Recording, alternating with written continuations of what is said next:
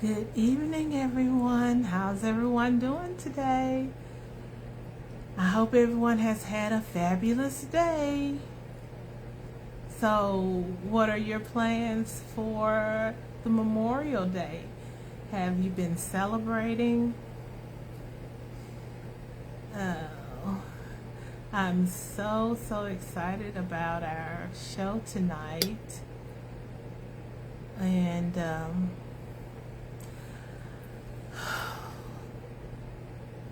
I just feel like it's going to be very helpful and beneficial to everyone who joins us tonight. So come on in and make yourself comfortable. Um, Come on in and make yourself comfortable.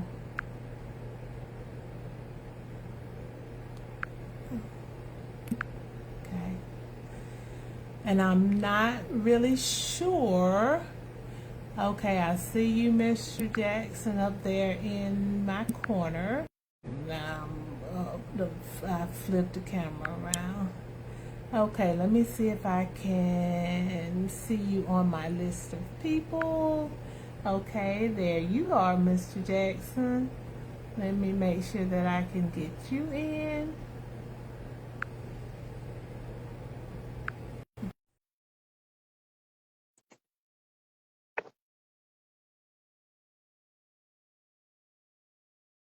So, yep. Hi, Mr. Jackson. How are you doing I'm today? outstanding.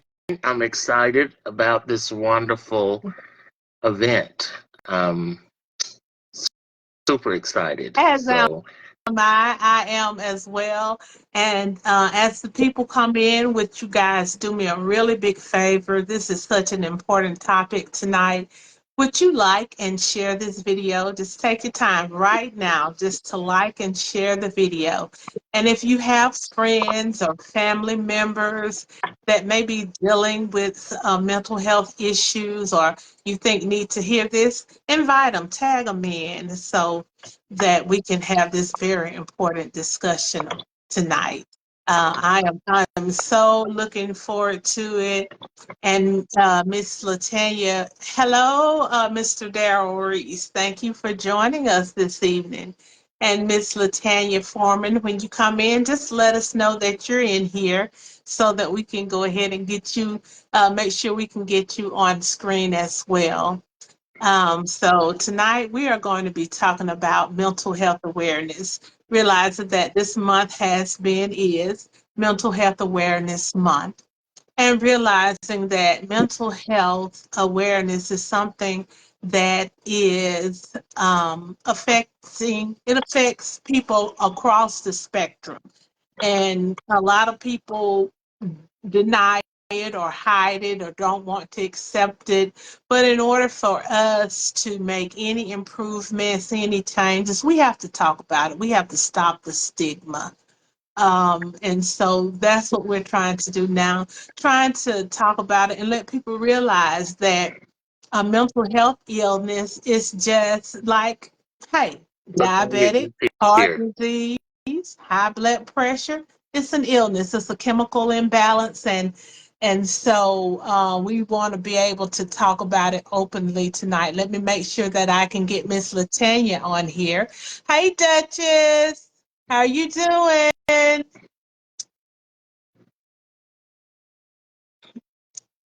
Okay, Miss LaTanya, I don't see you on my request, so let me ask you if you're trying to join by phone or by computer. Usually, if you're trying to join by the computer, it won't allow you, so you'll need to log out of the computer and join by your phone. For some reason, it doesn't allow you to for me to bring you into the screen if you're on your computer. And we have discovered that. And so we just want to make sure, because I want to make sure you're here. That's why I wanted to get started early. Hey, Sandra Pelletier, how you doing today, doll? How's everything going with you? How have you been? Thank you. so much for dropping into our live. We're having our Let's Talk discussion about mental health awareness. Um, just thank you for joining us, and I hope you will enjoy this conversation this evening. Miss LaTanya, if you would please, like I said, go out. Hey, Adri, how's my baby girl? That's my tiny tot right there. Love you. Thank you for joining. Thank you so much for joining. I really appreciate you being here. Julia, Um, yes. I am not seeing anybody but Duchess and Daryl Reese. I don't see anyone else's comments.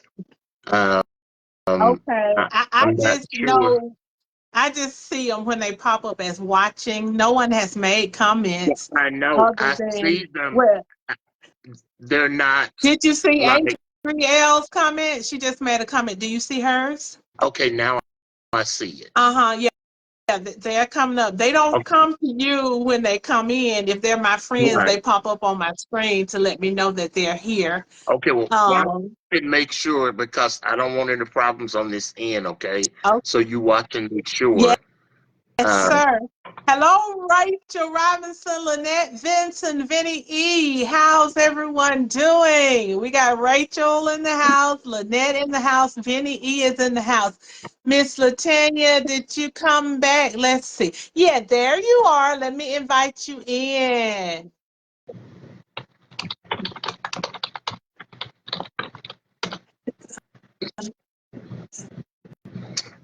There's Miss LaTanya. She's joining our conversation. Hey, LaTanya. Hello. How are you Hi. I'm doing? well. Welcome to How are Let's you all? Talk. I am just so excited to have you here with us tonight.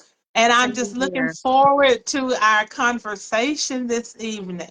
Yes, absolutely. I'm so looking forward to it. Okay, Rachel, how is your brother doing? How's your brother? Is he doing okay? He doing better? Let me know. Hello, Miss Darlene Todd. How are you doing? Okay, guys, as you come in, if you do me a big favor, would you like and share this video, like and share it, and tag your friends, because this is a very important discussion that we're having this evening, and I don't want anyone to miss out on it. I want everyone to join in, and of course, we're going to have a in-depth discussion about mental health awareness this evening. And as usual, if you have any questions or comments, drop them in the chat. Mr. Jackson's going to be keeping up with that. I'm glad, Rachel, that Eldred is improving day by day. I have been continuing to pray for him and will continue to do so. All righty, so if you all guys would just like and share this video, and we're going to go ahead and get started. It's 7 o'clock p.m., and I want to welcome you all to this week's edition of Let's Talk. I am your host, Juju, and I'm coming to you live tonight from my living room. Each week here on Let's Talk, we will discuss current events and their impact on the Black community. We will also highlight local Black-owned businesses, local entrepreneurs, local artisans, local nonprofits, and upcoming events which will give small businesses an opportunity to showcase their products.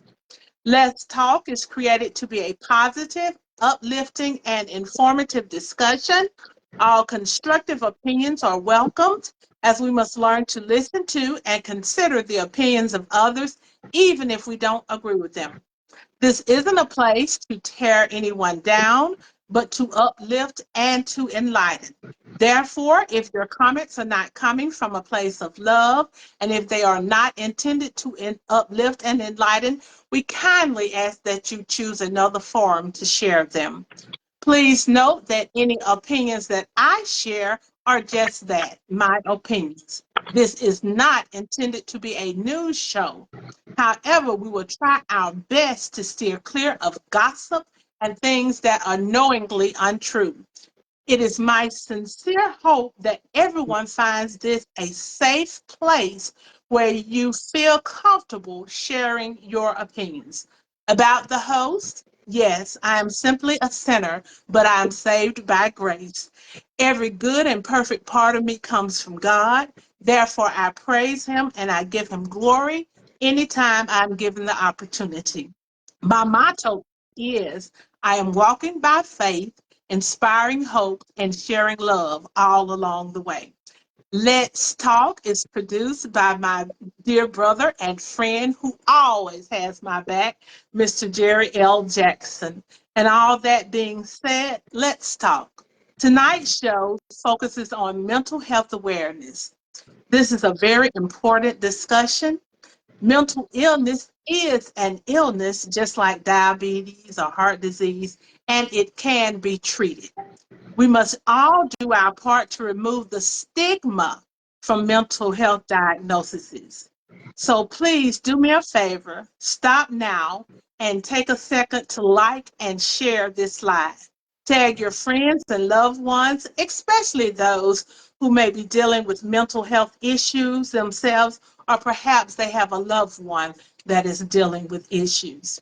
Knowledge is power, and the only way to remove the stigma is if we normalize mental illness by acknowledging it and talking about it.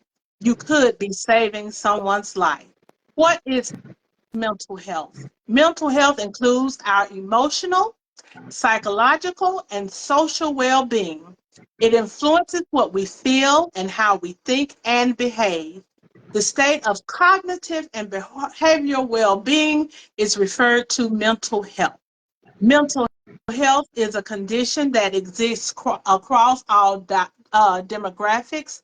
It's not, no one is exempt from it. All races, all ages, all genders, all socioeconomic levels, all educational levels. No one is exempt. And you can't look at a person and tell that they are dealing with mental health issues. You may deal with someone every day who struggles just to do basic tasks because of their mental health condition, and you never realize it. So, what exactly does an individual with mental health condition look like? They look like me. Um, so, if you are dealing with mental health issues, type in the comment, it looks like me, and add your picture. The first 10 people to do that, I have a gift for you guys. All righty. So let's today we tonight we have with us a very special guest. Her name is Miss LaTanya Foreman. LaTanya is a renowned poet and author. She advocates for mental health by sharing her personal journey of dealing with her late son's mental health and her own challenges. And as usual, feel free to ask any questions, share your thoughts in the chat, and let's talk. So, Miss Latanya, oops, she left us. Wait a minute. Let me see if I can get her back. I was just about to talk to her. She left us. Let me see. Well, Okay, let's see. while you're getting her back, I can tell a little bit about her if you would like me to. She's back. Oh, She's okay. back. Oh, okay. Um, so welcome to Let's Talk, Latanya. Thank you so much for joining us. Yeah. So it is such a pleasure to have you with us this evening. If you don't mind, just tell us a little bit about yourself. Yes. I am a hometown girl from Valley, Alabama. Okay. A good friend of Mr. Jerry Jackson. He and I used to work together back in our AFNI days. I'm married to Reginald Foreman. I have a bonus son together with him, Mr. Jeremiah, who is 6, and my middle son, who is 20 years old. Okay. And I'm a graphic designer as Okay. well. Okay. All righty. And I saw where you're a poet and an author. Yes, ma'am. All righty. And have you published any I books? have. I actually was blessed to publish two books at the same time. Quiet Storm, which is a book that also features some of my Oh, poetry. And okay. I worked on that book for years. But Okay. unfortunately, and fortunately, when my son transitioned, God allowed that to be the opportunity for me to really to step out and share a little bit more about my story. And Okay. so, in addition to Quiet Storm, I also wrote a book that was dedicated to my late son. Okay. All right. And I also saw in your bio that you are a mental health awareness advocate. Yeah. And so, what has led you to be such an advocate for mental health awareness? Honestly, life and Okay.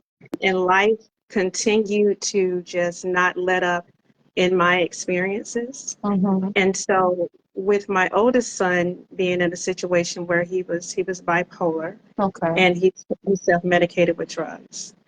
And Okay. so the stress of trying to manage his well-being, trying to get Mm-hmm. him on the right path, get him into facilities that would help him, but he lived a very tumultuous life.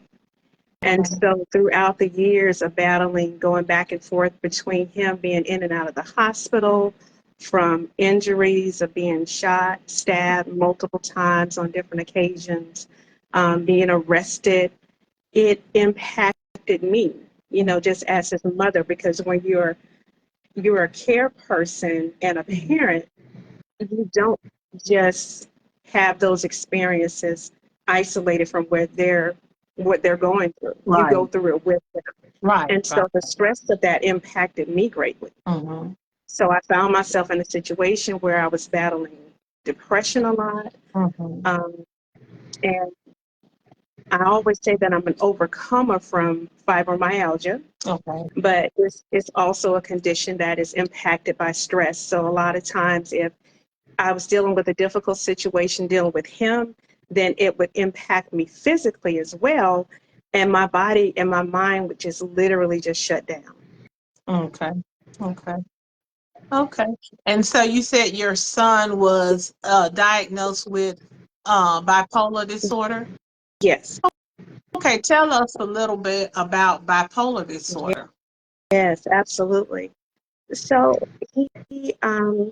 there were several situations where I was aware that something was going on, but we really couldn't necessarily put our hands on it. Mm-hmm. But he would come home sometimes and he would just swear that people were talking about him, um, just having paranoia a lot. Mm-hmm. Okay. And then Okay. there would be days that he would be just so depressed, he would just cry, just wouldn't get out of bed, for days at a time. Mm-hmm. But then there would be other times when his anger would literally look like he would turn into the Incredible Hulk. And he Mm-hmm. was a robust, young man. We called him our gentle giant Oh. because he had the heart of just a pure heart and a kind-hearted person. But when he would get into those episodes, Mm-hmm. it was like night and day. Mm-hmm. And so with him being the statue that he was, I was afraid because even though we knew that he had a gentle heart and he wouldn't hurt anyone, if anyone were to see him act out in that way, then Mm-hmm. they're not going to try to really fight him. They're going to try to kill him, you know? Right. Mm-hmm. So it was difficult to try to navigate through that because he was also using marijuana, Mm-hmm. and then it led into other recreational drugs, which intensified the symptoms. So it made Okay. it difficult to really understand exactly what it was that you were dealing with. If you were dealing with the drug issue or you were dealing Mm-hmm. with the mental health issue. So as I would continue to try to get him help, Mm-hmm. taking him to doctors. At one point, I took him to a psychologist and asked them to test him to have him evaluated for a mental illness, and they came up with that first diagnosis. Okay. And so then it became a situation of trying to help someone who didn't want to be helped, you know? Right. So it was definitely a journey. So how old was he when he received that first diagnosis? He was, I want to say he was about 19, 20. Okay. Um, Okay. he graduated from high school. He took honors classes. He went on to attend college for a short period of time. But during the time he was away at college, his grandfather passed away. Mm-hmm. And that was the episode that ignited everything because they were so close. Mm. That was just like a second dad to him. Yeah. And he was never able to really pull himself back out of that depression. So Mm. he had to leave school. He came back home, and then we just kind of walked through the journey in trying to figure out the best way to navigate this life. Mm-hmm. But he was often suicidal, Mm-hmm. either through conversation, and then there was one time when there was an attempt. So Mm-hmm. for me, it was like living on pins and needles because, never knowing if you were going to get that phone call while you were at work, because there was something always going on back to back to back. Mm-hmm. Okay. So did you have any reservations about getting him help for his mental illness? Because I know so often in the Black community, we we put our head in the sand, we bury our head in the sand, and we just do not want to admit that we or a loved one is dealing with a mental issue. We would rather them be a drug addict than to be suffering from mental illness. So did you have any of those reservations or hesitations about getting your son treatment? Mm, And yes and no. Um, I was never an advocate necessarily of him being on a whole bunch of different kind of medications, Mm-hmm. but I was always for him being his best self. Mm-hmm. So whatever that was going to take, I was willing to go through that journey of discovery and trying to help him to find those things. So when it got to the place where we started using certain medications, it was difficult because he would never pull away from the street drugs. And with the Mm-hmm. medication, it takes a while before you can really see if it's going to work. It has to really get into your system, a few weeks Mm-hmm. at a time in order to see if this is going to be the right situation for you. So a lot of times it would be situations where his behavior forced my hand, Mm-hmm. meaning that he would be placed in facilities, for a period of time. And then Mm-hmm. that would give it an opportunity to at least see, hey, if this is If going that to drug work. is going to work. Um, Mm-hmm. Mm-hmm. Trying to get him to go to therapy, he may have gone to 2 or 3 appointments, but it was discouraging as a mother because the system is so broken Mm-hmm. that it's not really a resource that we were able to tap into that would really help him through the process. They really just want to patch him up long Mm-hmm. enough to get them to calm down and Mm-hmm. send him back out the door. So most of the times, if he went into a facility, and you have to understand, he was admitted at least no less than about 7 times. Okay. And so, but each time there were short periods of time. Mm-hmm. So they may keep him a period of 3 to 7 days, Mm-hmm. 14 days, but it was never really long enough for it to say that it worked. Oh. And when you're dealing with someone who is sick, but they're still capable of speaking up for themselves, Mm-hmm. it's like you're fighting a losing battle. Mm-hmm. So when COVID came, the year COVID came, um, I received a phone call from a hospital in Columbus. Mm-hmm. And the person told me that he had been shot. Not that he was okay. That's what they led with. We had Mr. Simmons here, and he was shot, and my heart just fell. And so he had the bullet went through his right arm, and it landed in his hip. And that was, you know how you can have those moments where nothing else is ever the same again? That was that breaking moment for me. It finally got to that place where my worst fear came to life, because I feared, or I had a growing concern for his well-being, because I knew what the illness looked like. I knew what it was, but knowing that people, they're not gonna they're not gonna love him the same way that I do. They're not gonna want to help him the same way that I would. And so when that situation came to a head, I finally had just kind of reached my breaking point. So we were taking him to a hospital for a follow-up appointment for the injury. And then on the way, while we were in the city, he was asking me if I could take him by this certain area. And so it was something on the inside of me, and I'm like, wait a minute, is this where you were shot? He was like, yes, but that person's not home. I said, well, you won't be there either. We're not going back to the scene of the crime, you know. So he became so belligerent that on the way home, he started trying to jump out of the car while we were driving. And he would say things like, they should have aimed higher. If they were really trying to kill me, they should have just went ahead and finished the job. So what I ended up doing was I recorded him saying the things that he was saying. At the time, I had a boyfriend. He was driving. I'm on the passenger seat, trying to keep him calmed down, trying to keep him from opening up the doors and things like that while we were driving. And so I took him to my mother's home, and I drove to go see a judge. And I went and petitioned for him to be committed.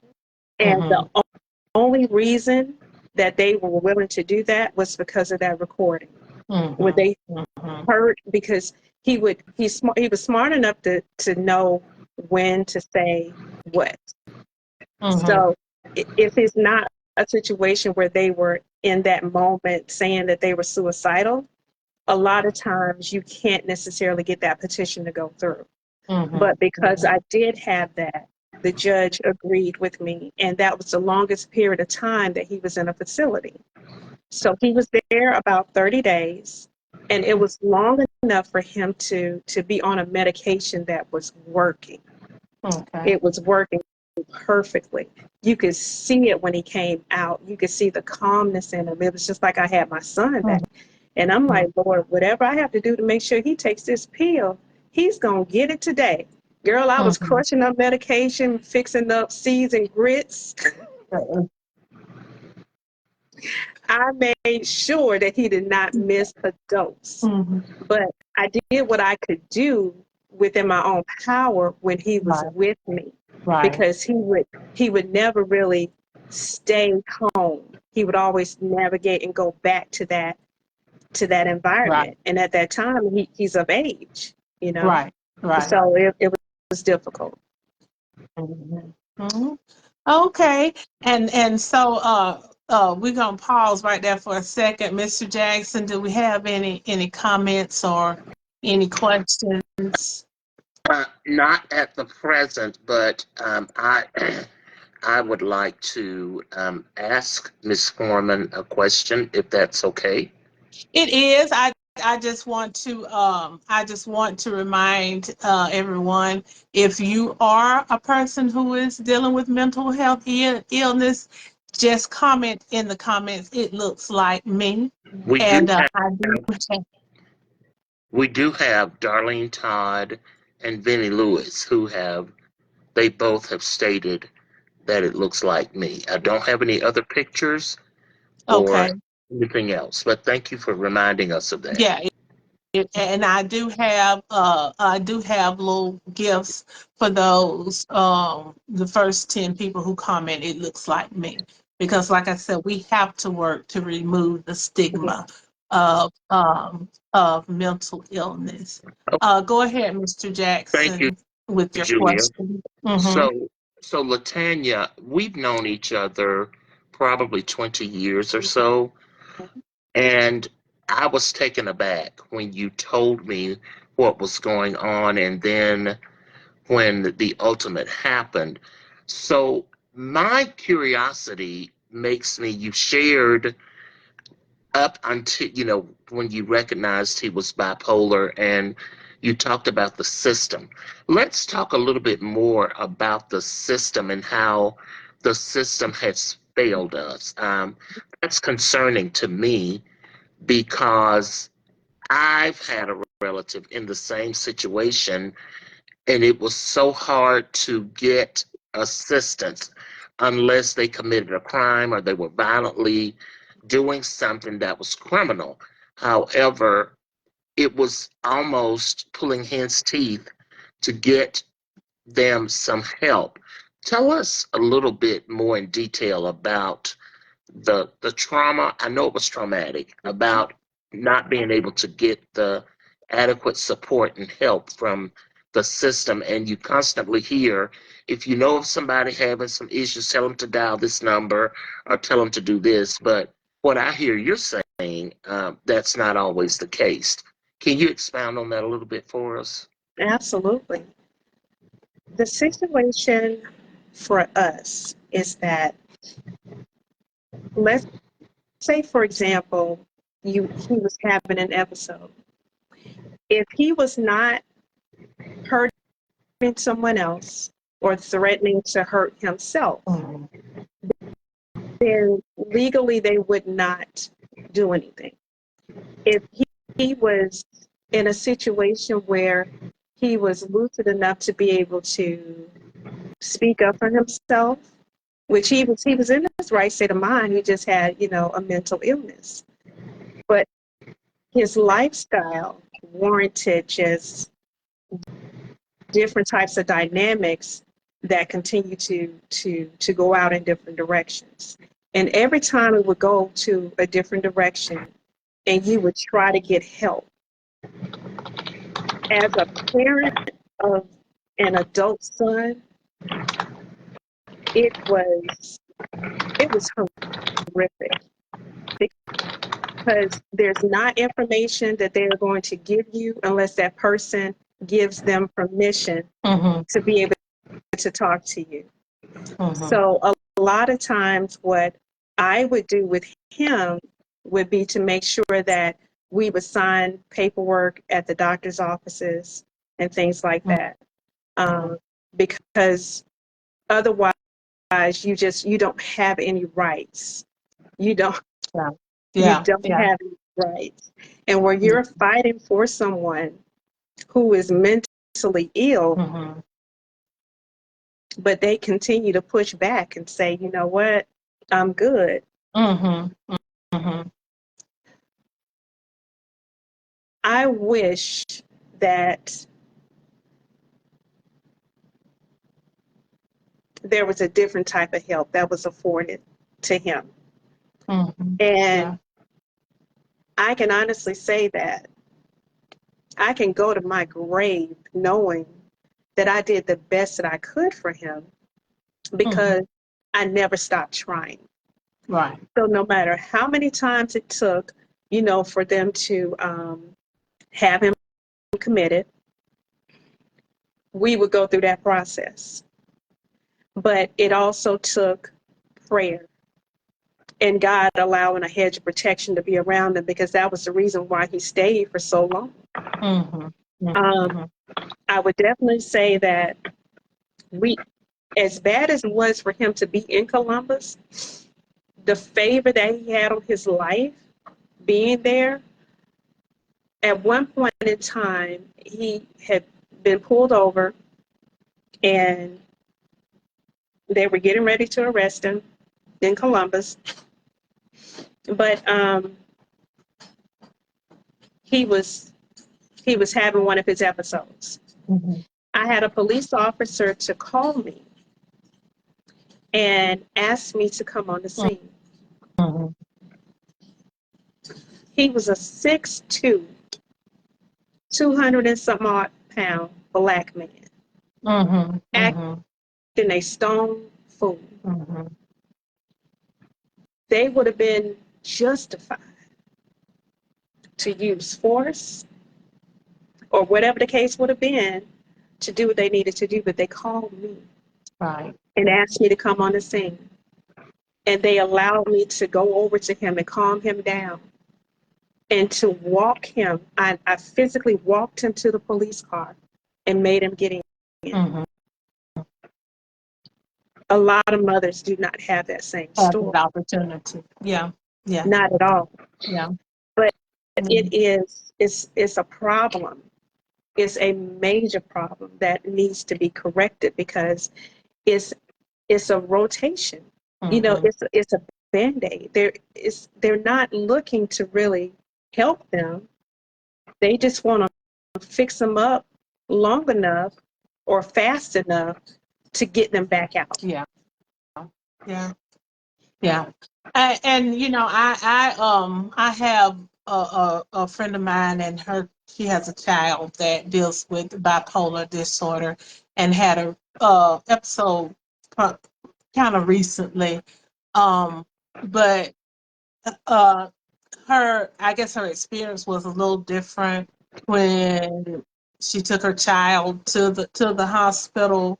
Um, they're like, the doctor's like, no, you can't take the child home with you. This child is a danger to you and to themselves. We or the doctor made the request to the court Yeah. that the child be committed, because no, the doctor's like, no, if the child is saying that they're going to do this to you or do this to themselves, believe it, because they will in this altered mental state. You said that your your son was using marijuana and other drugs. Do you think he was doing that to try to self-medicate? Absolutely. Okay. Absolutely. Because I will tell you my own personal story real short.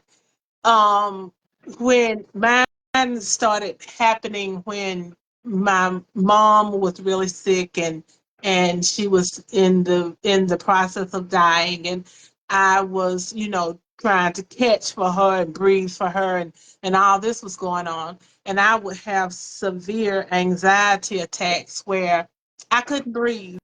I mean, I would be up in the middle of the night, Mhm. 2 o'clock, 3 o'clock in the morning, sitting on the porch trying to breathe because I could not breathe. Right. And um, I would self medicate, and it wasn't illicit drugs, but I would use Zantac to try to calm my breathing down enough for me to be able to go back to sleep.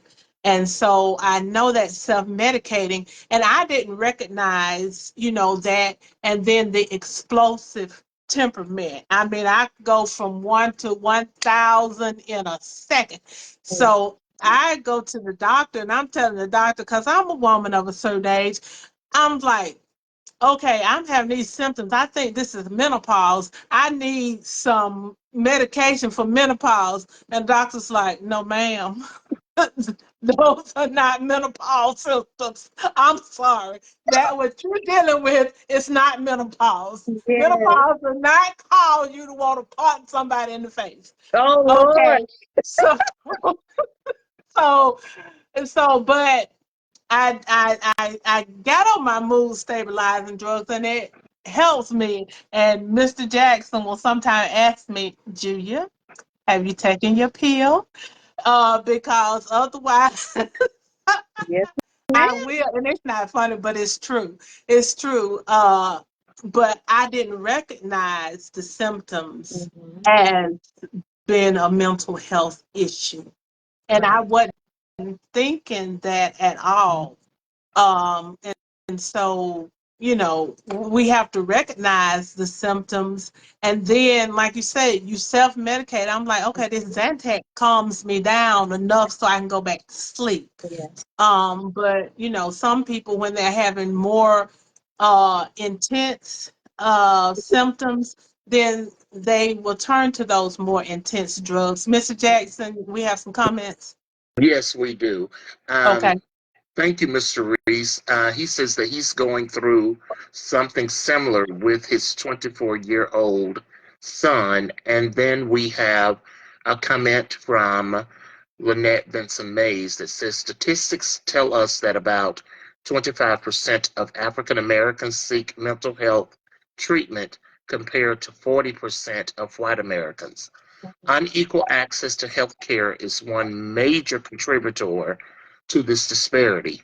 Nearly 10% of Black people in the United States do not have health insurance, Mm-hmm. compared to 5.2% of non Hispanic white people, and this is as of January 29th, 2024. And then we have a comment from Darlene Todd. She says she takes Xanax for anxiety. Crowds causes her to have panic attacks. And Mm-hmm. I want to be a little bit transparent as well. As much as people think that I am a people person, I am not. I am not introverted. There's another definition that I've been given, and I'm not going to share it yet, but I'll share it before the end of our talk. But it is amazing that we are medicating ourselves, self medicating, before we go and seek really medicinal help. And then sometimes, to LaTanya's point, we self medicate, which is the illicit drugs, the street Mm-hmm. drugs, thinking that's going to help us to, um, I guess, to suffice the issue. And, However, and and Jerry, I think a lot of that is because of the stigma that is attached to it. I know I had a friend, and like I said, my friend's child was diagnosed with bipolar disorder, and my friend said I would rather anything be wrong with my child than have a mental health issue. And so it is, and I read a lot of statistics, but I know that in our community, those statistics are way off. Yes. I know we have a lot more mental health issues going on in our community. And we have a lot of people who are self-medicating, and we would rather them be a crackhead than to be bipolar. So we'll just say, well, they're just addicted to those drugs. They're just on crack. But a lot of that they're doing it trying to cover up trying to soothe the pain that they're going through.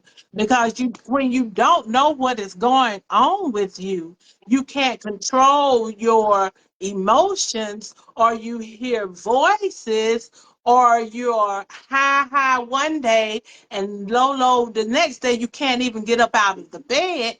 You don't know what's going on with you, so you try to figure it out. And like I said, we have to know the symptoms first of all, and then we have to make it so that everyone is like, nobody has any shame in saying I'm a diabetic. I'm a diabetic. Okay?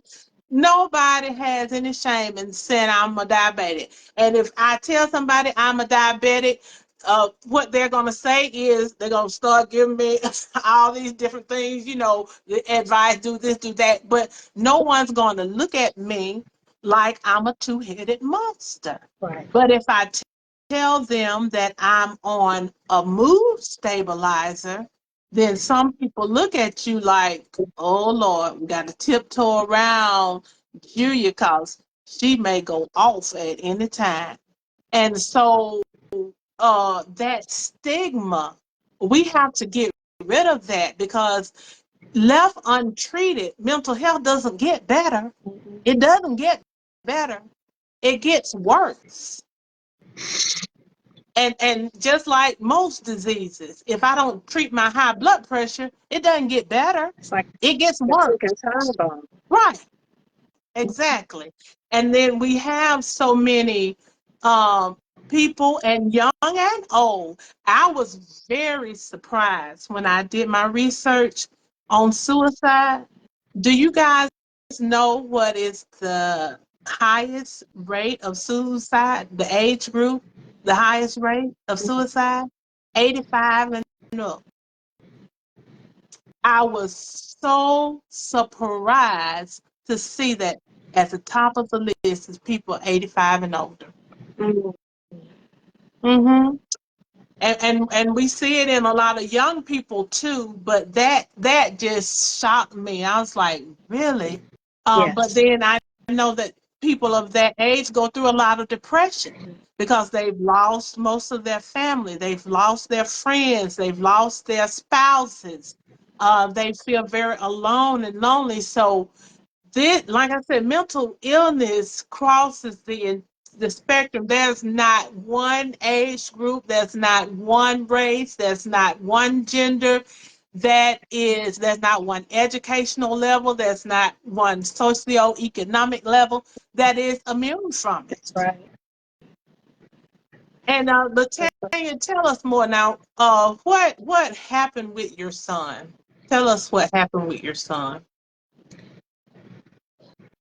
So he continued the drug use, and it took a while before I realized the extent of some of the things that he was trying. Mm-hmm. But over the course of the last year, it just continued to intensify. And, the last drug that I knew that him to take was meth. Mm-hmm. So once it had transitioned to that, it was like we were playing this let's make a deal, because I continued to try to get him to go to rehab. Mm-hmm. Um, I'm newly married. My husband and I have been together a little bit over 2 years. Um, Transitioning into that beautiful new relationship, and Mm-hmm. him inheriting the situation that I was dealing with. Because honestly, by the time I met him, my life was already on fire. Mm-hmm. I had just lost my brother from COVID. Mm-hmm. That was coming off the heels of Darius being shot. Mm-hmm. And within the course of 3 years, from 2001, he, he was shot, he was stabbed on 3 different occasions. And then the last occasion, which was last year, earlier part of last year, they stabbed him 3 times with a pickaxe. So they were really trying to take him out. So each time he would go to a facility, and I continued to see how his life, it was tearing my health up. Mm-hmm. Um, the fibro was at its worst. Mm-hmm. There would be days that I could barely walk, barely function is affecting my job. And so I eventually had to resign from the school system. Mm-hmm. And at one point, I found myself, I was shaking so bad, it was like I had Parkinson's. Mm-hmm. And when I went to go see my doctor, he was talking to me and my husband, and he said, she basically has PTSD, Mm-hmm. you know, Mm-hmm. just from the lifestyle of just being his mother and supporting him to try to get some help. So I could not risk him being in my space because it was interrupting my energy. It was disturbing my health, my peace, my state of mind. And I couldn't continue to try to hold on to someone who didn't want to be saved. And so every time he would go into a facility, he would refuse the treatment protocol. And I had let him back into our home so many times that I lost count.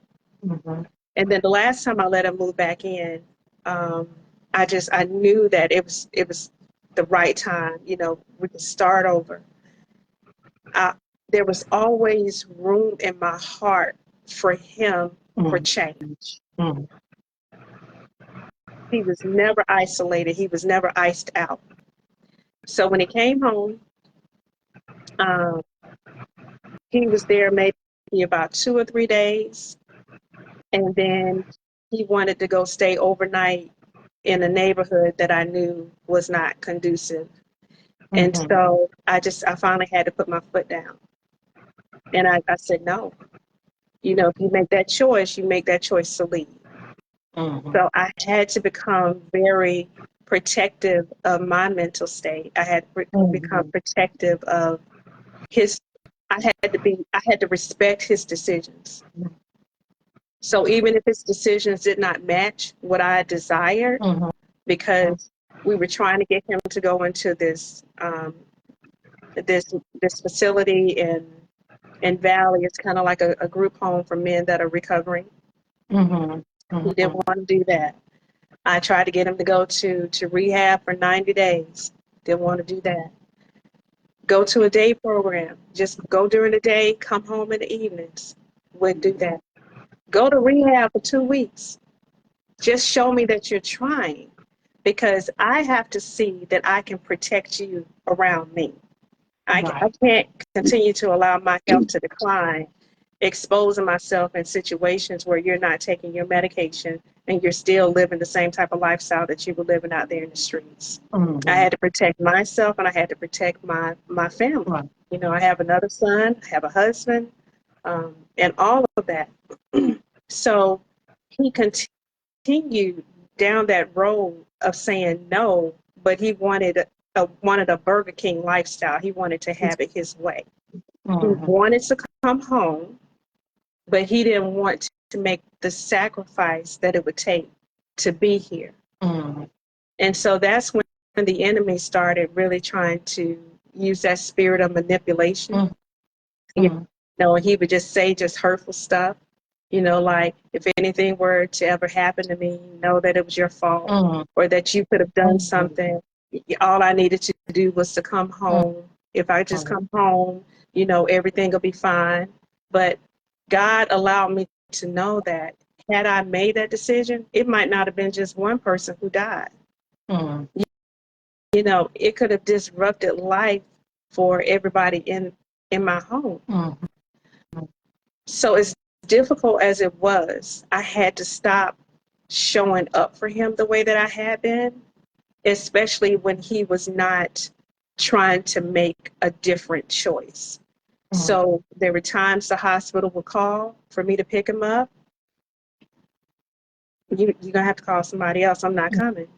And it was hard. There were times I would have to not answer some phone calls in the middle of the night. So I gradually had to create some distance between the two of us. And then towards the end,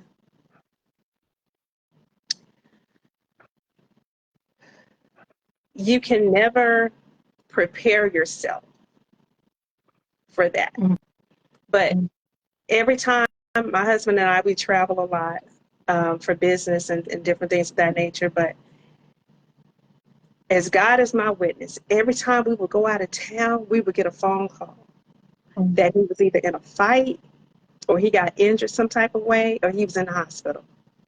So it was a regular rotation of that. So it was almost anticipated, like, we're going out of town, something going on. So last June, we had gone to Charlotte to pick up my stepson. He was coming down for the summer. And then I received a text message from my younger son, Miles. And he basically told me that, he was gone. So after all of that, and it was from, from the drugs, um, was the final thing that did take his life. You can just never prepare yourself for that. But even as I continue to search my heart, I know that I did everything that I could, Yeah. Yeah. um, yeah. I my heart is just going out for you at this moment, because when you've done all you can do, then that's all you can do. Yeah. And it's obvious that you fought so hard for your child. And I am so sorry that your child's story ended the way that it did, but I don't want that to stop anybody else from fighting for their children. That's right. Or fighting for that loved one. And I know that is why you now advocate so much for mental health awareness. We have to, like I said, recognize the symptoms. We have to admit when our children or our loved one has an issue. We have to talk to them, talk to someone. If we don't know exactly what to say or how to say or what to do, then talk to someone who does. Mr. Jackson has posted information on if you need help, who to call and where to call, where to go to try to seek that help. But we have to get in between our children and these issues. And if we're dealing with them ourselves, admit that I have a problem. I need to seek some help. I look at the young men, and it's mostly young men, who end up doing these mass shootings. And you realize that the vast majority of them have been dealing with mental health issues for quite a long time. And in a lot of cases, they don't have mothers like you who have been fighting for them and advocating them. They have got their head in the sand, just ignoring the symptoms and hoping that they will go away. Right. And it doesn't happen like that. Diseases left untreated, they fester, they grow, they get worse. And mental illness is a disease. It's a real disease, but it's a treatable disease. Now, when you're dealing with someone who doesn't want to be treated, and I know bipolar is one of those where uh, people resist treatment because they like the manic. They like to feel manic. They don't want to feel that calm. They like the manic feeling. And so a lot of times they resist the medication, but you have to keep fighting and praying, like you say, and praying. And Mr. Jackson and I have that conversation about the prayer and the medication, and I don't say do one over the other. I say you do both. You pray and you It takes seek all the of it. medical help. It takes all of It it. takes all of it. Yeah. Mr. Jackson, you had something to Yes, say? we got a comment from Sarah Jones. Okay. She says she takes Cymbalta that her Okay. therapist gives to her. She's also saying everyone needs to see a therapist if you need to talk. And I totally agree with you, Sarah. Then we have a comment from Duchess. What a powerful story. As a society, we need to do better about treatment and services for mental illness. I try not to use the word mental illness because it has such a derogatory value to it. I always say mental health concerns or mental health issues. Um, I, we have a few more minutes before we get into our closing remarks. So, LaTanya, you and I, we've known each other for years, and I have never, ever seen you even in a crisis moment, even when you were going through the moment. How did you hide it? Mm. Jerry, I think that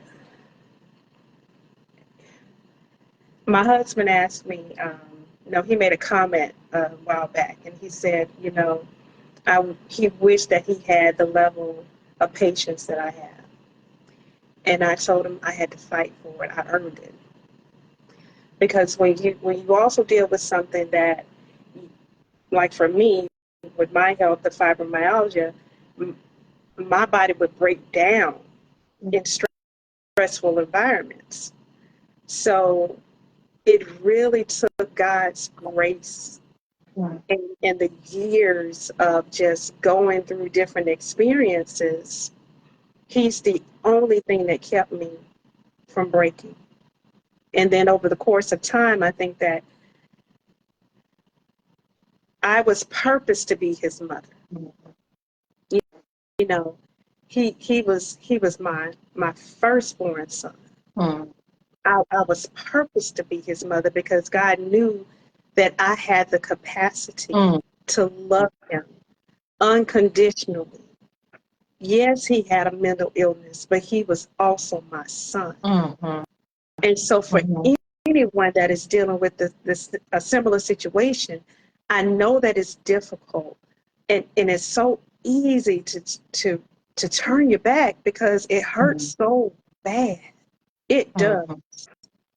But you also have to know that this is still a child of God. And as long as they have breath, they have hope. Yeah. And as long as I had breath, I was not going to give up. I may have had to let go for self-preservation, but I never let him, I never And I released him. and But I I want to, think that is the ultimate strength and the ultimate faith in God, that you can say, God, I'm placing him in your hands. I have done all that I can do. Right. He's in and, your hands. and I want it to be very clear. I've experienced a lot of this with LaTanya, and I supported her through this quite a bit. And even at his memorial service, I don't want us to get it twisted or misconstrued. Ladarius was very gifted, intelligent, just brought a wealth of talents and gifts to the society. And I can remember when LaTanya was doing a broadcast, she said that no matter how gifted he was, he allowed that issue to supersede what he thought he could be or could do. And that was profound to me because we don't understand when someone is fighting battles within. We don't see those. Even I tell LaTanya, and I continue to say it, I did not see how she was fighting those inward battles. But I can always hear my mother saying, I don't care what my child does, that is still my child, That's right. and I'll fight for him or her to the end of the earth. Yeah. And LaTanya, I just wanted to tell you I am so proud of you and what you're doing to help advocate for all of us, for the parents, for the mental illness, for the patient, for all of us that are concerned. I commend you and thank you Thank so much. you. And Julia, I'm going to turn it Oh, back over to you before we okay. get to the Yes. I announcement. do want to Okay. make one other comment if I can, Sure. Yes, because ma'am. I don't want to take myself off the table. I've been in therapy since 2021. Mm-hmm. So, and I never stopped going. I Mm-hmm. still do therapy to this day. Mm-hmm. Medication is, it's something that I take as well. Natural products, ashwagandha, things of that nature. One of the things that I know for sure is that when it comes to mental wellness, there's a recipe. It's not a one-dimensional road that you go down that's going to solve your situation. It can't just be medication. It can't just be going to the doctor. It's not just going to be therapy. And you can't do any of it without God. It's going to Okay. take a combination of all of those things. But we have to allow ourselves to be a priority and Mm. knowing that if we're no good, anything attached to us is going to suffer as well. Right. And Right. there is no harm in saying that, you know what, I'm not okay. Yeah. Mm-hmm. Because Yes, that's it when is your okay healing not to be comes, when you okay. can admit Yeah. that you're not okay. Right. Right, right. And that is such a powerful thing to be able to say, I'm not okay. I'm not okay. I appreciate you so much. And I appreciate the fact, too, that you said that we have to make ourselves a priority. Yeah. Because if you're no good, then you are definitely no good to anybody else. So, yes, we do have to make sure that we are a priority. And it's something that Mr. Jackson said, and I know our time is up, but it's something he said. He said that your son was so talented, and I want us all to be very aware that the enemy tries his best to kill our talented people.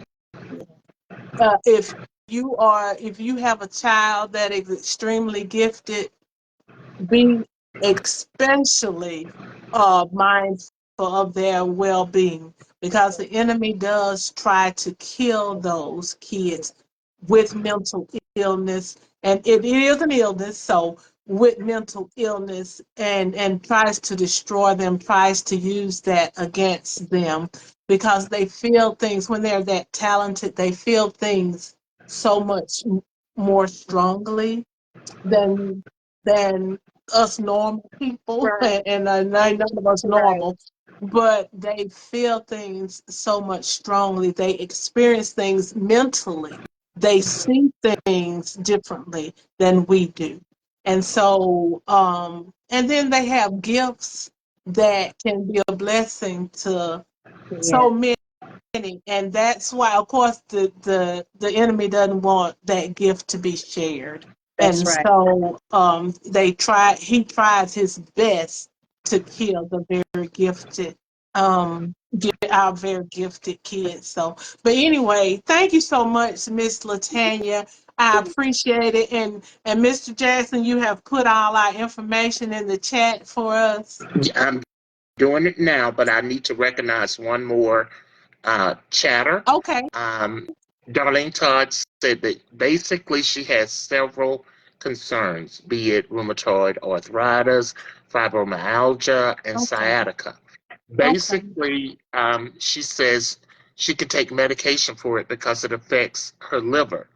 That's why the infusions, she has to take infusions.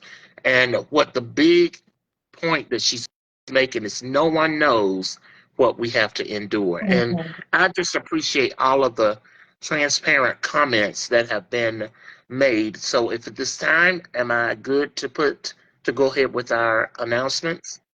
Yes, sir. Okay. Mm-hmm. All right. So, um, our announcements, as you can see, next week's topic will be lupus. We're going to be speaking on lupus awareness. That's a huge issue in our community. That's really that's gone diagnosed, but it's really populating very heavily in our community. And we will have a special guest that will be speaking to us about that next week. Also, on June 15th from 11 a.m. to 3 o'clock, p.m. is our annual Juneteenth celebration. LaTanya, we would love for you to come out and sell some of your sweets that you do. Look, by the way, LaTanya can really, when I tell you, I've utilized so many of her cakes and cookies out. She's phenomenal. So Juneteenth is June Things 15th we can from do. 11 to 3. And of course, it's going to be on the campus of St. Luke, the historic St. Luke AME Church, 1308 Auburn Street. And we're still seeking vendor tables, $50 per vendor, food trucks, $100. We're still seeking sponsorships. And I need to expound a little bit about the sponsorships.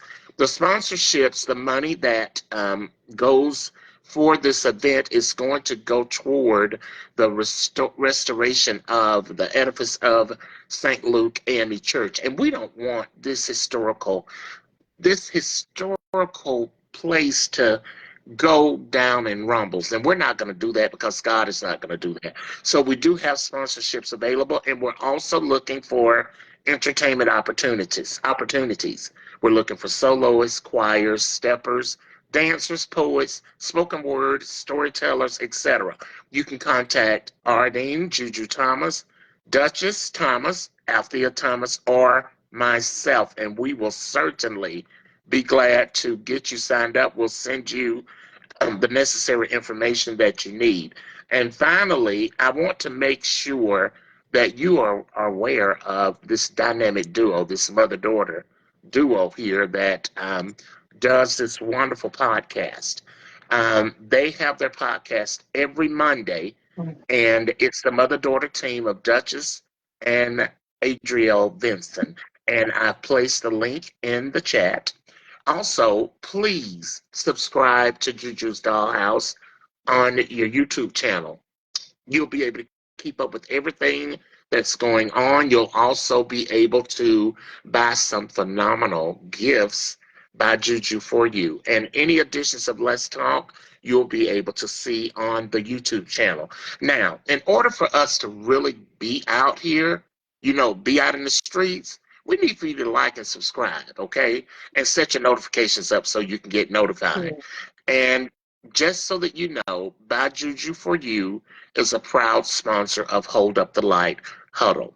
And those are our announcements. We appreciate everybody for coming in and supporting LaTanya Foreman. Also, LaTanya has 2 books.